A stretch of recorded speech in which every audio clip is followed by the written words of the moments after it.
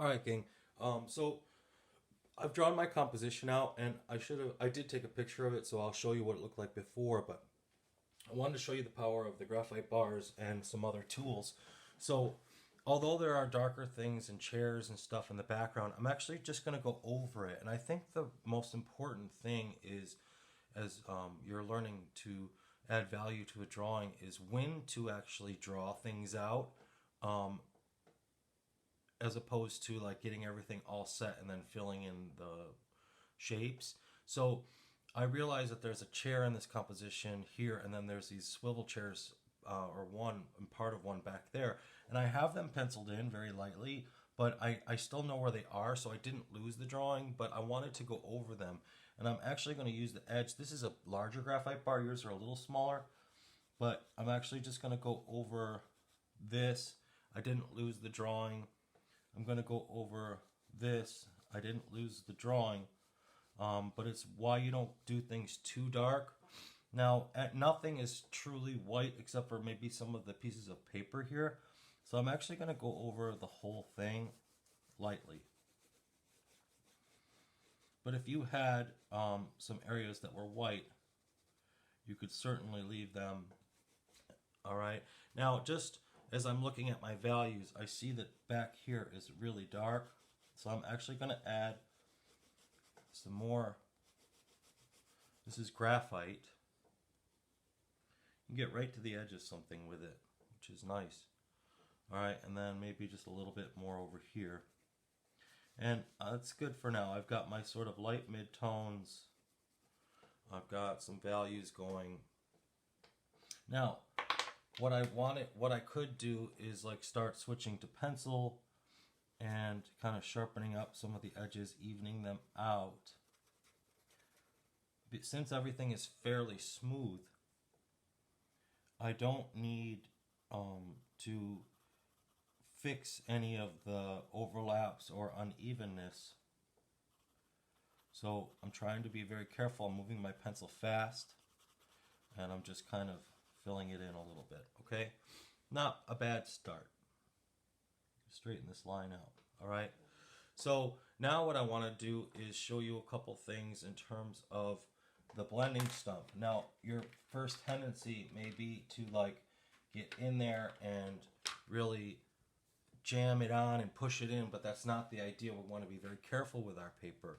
And one of the nice things about the blending stump, and let me see if I have a cleaner one.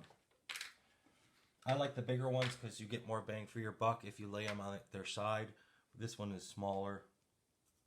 But even just the lightest touch over the top will begin to sort of blend it. And it's very similar to a pencil in the sense that I can get a nice straight line, and it just darkens it very subtly. All right. And so here is my table, the back edge of that table. All right, so that's what the blending stump is for. It's for getting into little nooks and crannies, not pushing hard, but rather just giving a very light blend, a light touch over the top. Now, if I need to go in and darken that edge a little bit, I can. I just take my pencil, very lightly go over it, just like that. Now, I still want you to see and realize that I'm still treating this as one big shape for now, because there are no real extreme lights there, and so I really just want to get the majority of the lighter sort of value. And you know, I may actually switch to my cotton cloth and just give this a blend. It's a nice even application of charcoal. I'm going to give it a nice even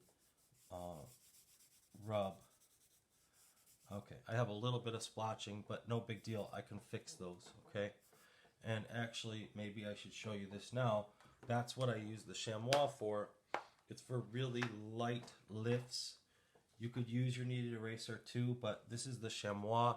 If I just touch that just a little bit, it actually will lift some of that out, okay?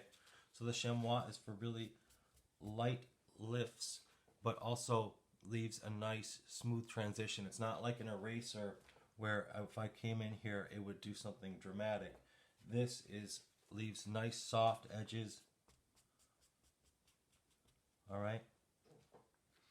So you don't want to overuse this, especially with the charcoal. You want it for just subtle shifts, not real dramatic shifts. You'd use your erasers if you did something too dark. Okay, so now I have a nice even coat of graphite on the glasses, and I'm going to go ahead and kind of give this a light even value blend. And I'll do this one as well. I know that the table is lighter than my glasses, my cups.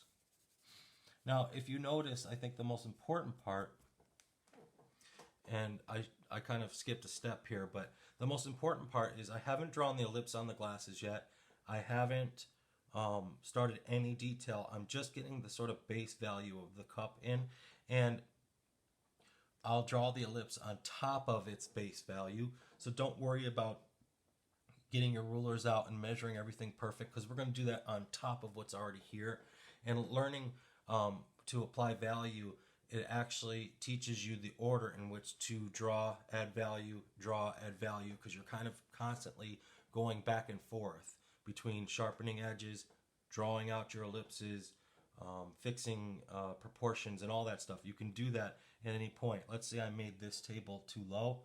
I could simply redraw it in and darken that, fix that edge. So it's really easy to fix those proportions in the beginning as opposed to the end when you're doing everything and it looks beautiful and you don't want to change it because it looks great. Okay. So now actually what I would do is go ahead and get my drawing, and I'm going to stop the video. I'm going to do some drawing and getting my ellipses all perfect, and then I'll start the video again.